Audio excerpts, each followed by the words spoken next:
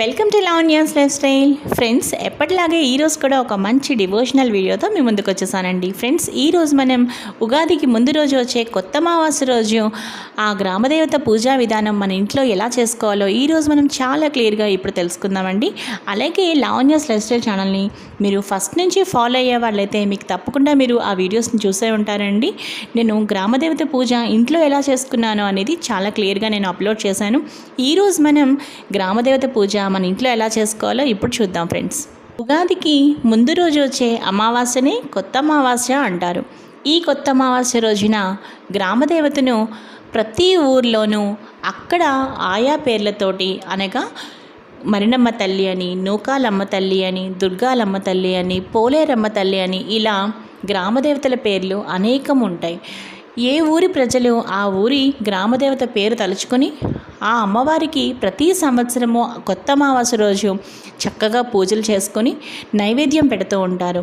ఇలా నైవేద్యం ఎందుకు పెడతారు అంటే, సంతానం కలగాలని ఎవరైతే కోరుకుంటారో వాళ్లకు తప్పకుండా ఆ గ్రామదేవత అమ్మవారు సంతానాన్ని ప్రసాదిస్తుందని, అలాగే ఆ చక్కని సంతానాన్ని కూడా ఆ అమ్మవారు చల్లగా కరుణించి కాపాడుతుందనే నమ్మకంతో, ఆయు ఆరోగ్యాలతో, అష్ట ఐశ్వర్యాలతో, ఇష్ట సంపదలతో చక్కగా లక్షల ఐదవతనం కడుపు చలవతో వర్ధిల్లాలని ప్రతి ఒక్కరూ, పెళ్ళైన ప్రతి ఆడవాళ్ళు కూడా చక్కగా మనస్ఫూర్తిగా అమ్మవారిని ఆ రోజు కొత్త అమావాస్య రోజు చక్కగా పూజించి అమ్మవారికి ఈ నైవేద్యాలు తప్పనిసరిగా పెట్టుకుంటారు. మరి ఆ నైవేద్యాలు ఏంటో ఇప్పుడు తెలుసుకుందాం. ఫ్రెండ్స్, మనం కొత్త అమావాస్య రోజు గ్రామదేవతకి పెట్టవలసిన నైవేద్యాలు ఏమిటి అంటే, తప్పనిసరిగా పూర్ణం బూరెలు పెట్టాలి, అలాగే గారెలు, తర్వాత పెసరపప్పు, అంటే నానబెట్టిన పెసరపప్పు ఉంటుంది కదా, అంటే పెసరపప్పుని కొంచెం నీళ్ళల్లో నానబెట్టి మనం వడకడతాం కదా, వడపప్పు అంటాం. వడపప్పు, అలాగే పానకం, దానితో పాటు చక్కగా అన్నం, ఇంకా కొన్ని ప్రాంతాల్లో తెల్లగపిండి కూడా చేస్తూ ఉంటారు, తెల్లగపిండి కూర. ఇక చల్లని ఉపారంగా మనం ఏం చెప్తాము అంటే పెరుగు అండి.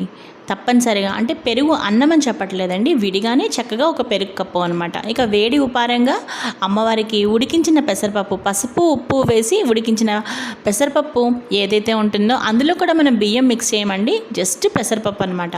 పసుపు ఉప్పు వేసి మనం పెసరపప్పును ఉడికిస్తాం కదా, అది వేడి ఉపారంగా, అలాగే చల్లని ఉపారంగా మనం చక్కగా పెరుగు అనమాట. ఇప్పుడు మనం అసలు ఎలా అమ్మవారి పూజ చేసుకోవాలి, నైవేద్యాలు ఎలా మనం అరేంజ్ చేయాలి అనేది కూడా మీకు చెప్తాను. అంటే మన ఇంట్లో చేసుకున్న, అంటే మనం అమ్మవారికి పెట్టే నైవేద్యాలు రెండు రకాలుగా సెపరేట్ చేయాలి. చాకలికి ఇచ్చేది ఒకటి, మన ఇంట్లో ఒకటి. అది కూడా మీకు నేను డీటెయిల్గా చెప్తాను అండి. ఇక ముందుగా అమ్మవారి పూజ చూసుకుందాం. ఫస్ట్ మనం చక్కగా ఏదైనా అమ్మవారి పటం తీసుకుని ఆ అమ్మవారికి చక్కగా కుంకుమ బొట్టు పెట్టి, మనం కూడా చక్కగా కాళ్ళకి పసుపు రాసుకుని కుంకుమ బొట్టు పెట్టుకుని చక్కగా దీపం వెలిగించి ఆచమనం, సంకల్పం, నైవేద్యం, ఇక ఆచమనం, సంకల్పం అన్నీ పూర్తి చేసుకున్న తర్వాత మనం నిత్య పూజా విధానం నేను ఒక వీడియో చేశానండి. సో ఆ వీడియో మనం చూసినట్టుగానే అదే విధంగా పూజ ముగించుకొని ఇక నైవేద్యాలు ఇప్పుడు మనం ఎలా అరేంజ్ చేసుకోవాలో మీకు నేను చెప్తున్నానండి.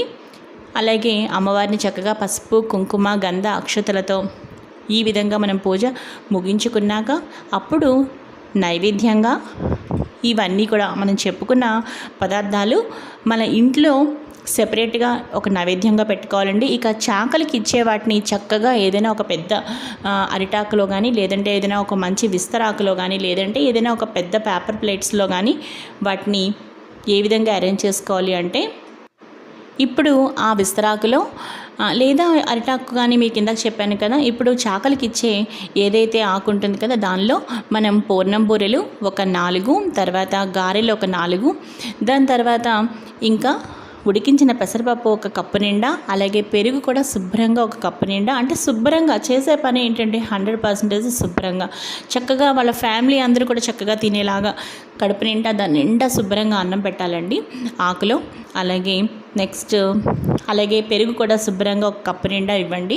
ఇంకా నెక్స్ట్ మనం తెలగపిండి కూర చెప్పుకున్నాం కదా, చాలా ప్రాంతాల్లో తెలగపిండి కూర చేసుకునే వాళ్ళు ఉంటారు.